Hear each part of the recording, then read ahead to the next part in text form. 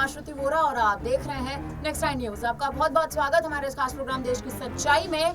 बात करेंगे चंद्रशेखर आजाद के बारे में और चंद्रशेखर आजाद की आने वाली रणनीतियां जिस हिसाब से लगातार एक बड़ा बदलाव लेती नजर आ रही है, खासतौर पर उत्तर प्रदेश में। और हाल ही में आजाद का वो बड़ा ऐलान, उनके ऐलान के अनुसार जिस हिसाब से उन्होंने साफ तौर पर ये कह दिया है कि जहां जहां भी अब विधानसभा चुनाव होने जा रहे हैं, जिसमें मुख्य राज्य की बात करें तो महाराष्ट्र का नाम सबसे आगे है, दिल्ली का नाम आगे है, हरियाणा का नाम आगे है, वहीं बिहार का भी नाम आगे है। हिंदी बेल्ट के भी तमाम राज्यों में अगर आप देखें तो आने वाले समय में विधानसभा चुनाव की जो रणनीतियां हैं उसके तहत अब आजाद अपने प्रत्याशियों को इन तमाम राज्यों के क्षेत्रों में उतारते नजर आ सकते हैं। लेकिन सबसे चर्चित विधानसभा चुनाव जो होंगे वो होंगे साल 2027 में उत्तर प्रदेश के विधानसभा चुनाव पर अब चंद्रशेखर आजाद अपनी टकटकी लगाए बैठे हैं, क्योंकि 27 के चुनाव में उत्तर प्रदेश के चुनाव में मुख्यमंत्री की गद्दी पर चंद्रशेखर आजाद विराजमान होना चाहते हैं, उत्तर प्रदेश की कमान अपने हाथों में लेना चाहते हैं। कहीं ना कहीं इस बात पर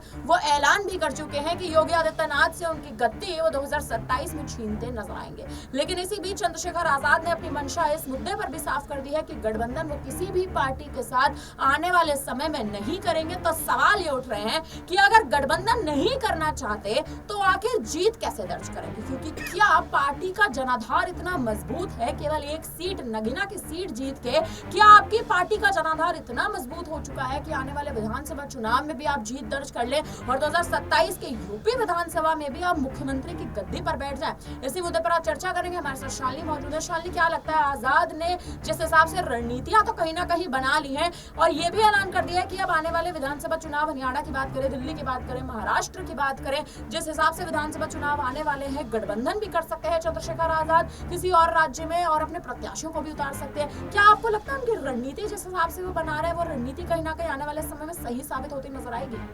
आश्रुति, चंद्रशेखर आजाद की जो रणनीतियां हैं वो ये कह सकते हैं कि उन पर भारी भी पड़ सकती हैं और शायद ये भी कहा जा सकता है कि उन्हें फायदा भी हो जाए, क्योंकि यहाँ पर चंद्रशेखर आजाद रावण अब किसी के साथ शामिल होने के लिए यहाँ पर तैयार नहीं। उनका साफ तौर पर ये कहना है कि बीते लोकसभा चुनाव में वो कांग्रेस के साथ, इंडिया गठबंधन के साथ जाना चाह रहे थे। उन्होंने उनके सामने ये बात भी रखी थी कि वो केवल एक सीट से मैदान में उतरेंगे, बाकी सीटों पर वो केवल आप लोगों की मदद करेंगे। इस तरीके से उन्होंने बयान दिया था। लेकिन उसके बावजूद भी इन शर्तों को यहाँ पर इंडिया गठबंधन नहीं मानता है, समाजवादी पार्टी नहीं मानती, ना ही कांग्रेस मानती, जिसके बाद उनकी जो बातचीत है वो खत्म हो जाती है।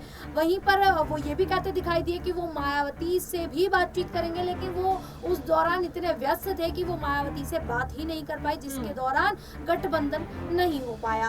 अब एक इंटरव्यू में वो ये कहते भी दिखाई दिए हैं कि वो आजाद है, उनका नाम आजाद है और वो आजादी के साथ ही चुनाव लड़ेंगे। तो इससे ये साफ तौर पर सामने आ जाता है कि यहाँ चंद्रशेखर आजाद रावण जो है वो अब किसी के साथ गठबंधन पे नहीं जाना चाह रहे हैं। वो जो रणनीति तैयार कर रहे हैं वो रणनीति है उनकी मायावती की तरह एकला चलो की। अब एकला चलो की रणनीति वो बना तो रहे हैं, लेकिन कहीं ना कहीं ये कहा जा रहा है कि ये रणनीति उन पर मुश्किलें भी सामने लेकर आ सकती है, क्योंकि अकेले अभी नई नई उभरी हुई पार्टी है आजाद समाज पार्टी। नगीना सीट से चंद्रशेखर आजाद जीत हासिल करते हैं, उसके बाद अब जनता उन्हें जान रही है। ऐसे में अगर वो अकेले दम पर मैदान में उतरेंगे तो शायद उतना फायदा उन्हें ना हो। ऐसे में जो बड़े बड़े पत्रकार हैं उनका यही कहना है, जो जानकार है राजनीति के उनका ये कहना है कि चंद्रशेखर आजाद रावण को किसी गठबंधन के साथ जुड़ जाना चाहिए। अगर वो किसी गठबंधन के साथ जुड़कर या चुनावी मैदान में उतरते हैं, विधानसभा के मैदान में उतरते हैं, तो उनकी जो आजाद समाज पार्टी है उसको ज्यादा फायदा होता दिखाई देगा।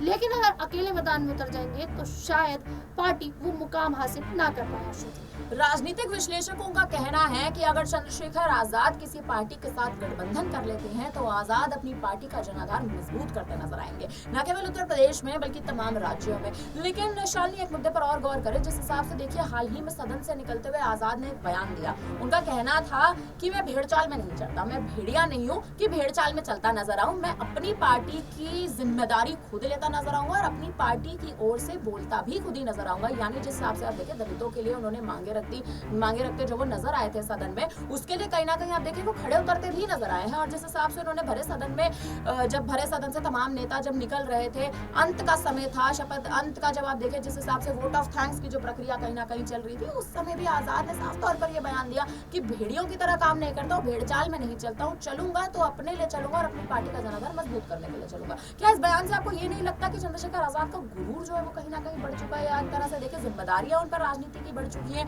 तो कहीं ना कहीं वो अपना गुरूर जिस हिसाब से दिखलाने का प्रयास कर रहे हैं कि आने वाले समय में उनके पक्ष में स्वागत होता नजर आ सकता है? देखिए, यहाँ पर आत्मविश्वास होना बहुत अच्छी बात होती है, लेकिन अगर वही आत्मविश्वास अति में बदल जाता है तो कहीं ना कहीं ये कहा जा सकता है कि वो खुद की ही मुश्किलें खड़ी कर सकता है। अब जिस प्रकार से चंद्रशेखर आजाद रावण ने अपने दम पर जीत हासिल की, अपने पार्टी का जनाधार मजबूत किया है, जनता भी उन्हें पसंद कर रही है, जो मायावती का दलित वोट बैंक था वो खिसक के अब यहाँ चंद्रशेखर आजाद के पास आ गया है। ऐसे में ये जो अहंकार है ये झलकता हुआ तो बिल्कुल दिखाई दे रहा है श्रुति, क्योंकि यहाँ पर देखा गया कि चंद्रशेखर आजाद ने अपने ही नेताओं से मुलाकात करने के लिए ये कह दिया कि आपको अपॉइंटमेंट लेनी पड़ेगी, जब आप अपॉइंटमेंट लोगे उसके बाद ही आप मुलाकात कर सकते हैं। तो ये भी एक अहंकार ही झलकता हुआ दिखाई दे रहा है, और अगर ये अहंकार बढ़ जाता है तो यही कहा जा सकता है कि आने वाले समय में चंद्रशेखर आजाद रावण जो अपनी पार्टी को ऊंचाई पर ले जाना चाहते हैं, कहीं ना कहीं वो पार्टी उन ऊंचाइयों को ना छू पाएगी। और ऐसे में यही कहा जा सकता है कि इतना अति आत्मविश्वास होना पार्टी के लिए घातक होगा, उनके खुद के लिए घातक होगा। और ये भी कहा जा सकता है कि उनकी राजनीति जो अभी अभी राजनीति में प्रवेश किए हैं वो कहीं ना कहीं खत्म होता दिखाई दे सकता है। लेकिन शालिनी, अगर एक मुद्दे पर और गौर करा जाए, आप देखें जिस हिसाब से आजाद मना तो कर चुके हैं, नकार तो चुके हैं कहीं ना कहीं कि मैं गठबंधन नहीं करूंगा, लेकिन मायावती की पार्टी के साथ आजाद के रिश्ते अभी भी आप देखिए कहीं ना कहीं गठबंधन नहीं है, लेकिन रिश्ते जरूर गहरे हैं। आकाश आनंद को छोटा भाई कहे थे हाल ही में एक इंटरव्यू के दौरान। क्या लगता है कि आने वाले समय में आकाश आनंद को कोई बड़ा पद दे सकता है? क्योंकि आकाश आनंद की वापसी तो बहुजन समाज पार्टी में हो चुकी है, मायावती ने वापसी आप देखिए नेशनल कोऑर्डिनेटर का पद, राष्ट्रीय संयोजक का पद उन्हें सौंप दिया है, लेकिन क्या आकाश आनंद जिस हिसाब से आप देखिए अभी भी एक्टिव होते नहीं नजर आया। बहुजन समाज पार्टी की तमाम चुनावी रैलियों की कमान अभी भी ना तो उत्तर प्रदेश में ना तो देश में कहीं ना कहीं भी आप देखिए संभालते नहीं नजर आ रहे हैं। तो क्या आकाश आनंद आजाद के किसी ऑफर को आने वाले समय में क्या उस ऑफर पर हामी भरते नजर आएंगे, या चंद्रशेखर आजाद बीएसपी में सेंधमारी करेंगे?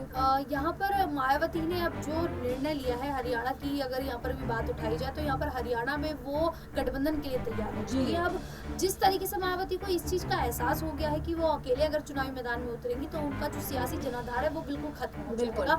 और ऐसे में अब यही देखा जा रहा है कि जिस प्रकार से हरियाणा में वो गठबंधन करने के लिए तैयार हो चुकी है, तो यहाँ पर उत्तर प्रदेश में भी वही चाहेंगे कि चंद्रशेखर आजाद रावण के साथ उनका गठबंधन जो है वो तय हो जाए। और चंद्रशेखर आजाद रावण भी काफी ज्यादा सम्मान करते हैं मायावती का। वो ये कहते हैं कि दलितों में से महिला का राजनीति में आना और मुख्यमंत्री बन जाना तो ये आसान नहीं थी, इसकी जो राह थी वो आसान नहीं थी। ऐसे में मायावती का मैं सम्मान करता हूँ। वो ये भी कहते दिखाई दी कि हालांकि मायावती मुझे कहती रही है कि मैं एक गुनहगार हूँ और मेरे खिलाफ वो बयान देती रही है, लेकिन इसके बावजूद भी मैं उनका काफी ज्यादा सम्मान करता हूँ। और मैं यही चाहूंगा कि बसपा चुनावी मैदान में आगे बढ़ता रहे, उसी तरीके से 2007 में जैसे जीत हासिल की थी अपने दम पर, इसी तरीके से वो एक बार फिर से बसपा जीत हासिल करती दिखाई दे और जो उनका सियासी जनाधार हो वो मजबूत हो जाए।